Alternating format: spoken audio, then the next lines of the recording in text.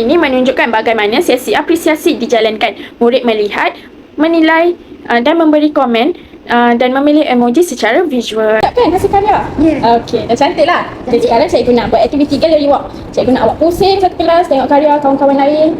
Nilai awak nak letak emoji macam mana. Dia punya cantik ke tak? Awak letak, kalau cantik letak muka senyum. Kalau awak tak suka, letak muka Set. marah. Muka Oh, sad. marah. Kalau dia tengah-tengah, macam suka macam tak suka. Oh. Okey. Okay, sekarang cikgu bagi masa 3 minit untuk awak pusing, awak tampal dekat. Cikgu akan bagi awak semua kad ni, setiap seorang, lepas tu kawan-kawan tampal emoji. Okey. Okay, boleh mula. Sudah habis. Sekarang cikgu nak awak tengok dekat kad siapa paling banyak warna hijau. Tengok. Tengok kawan punya semua. Siapa punya paling banyak? Amni punya paling banyak. Okey. Kenapa ramai yang pilih Amni punya? Cuba bagi tahu. Hijau.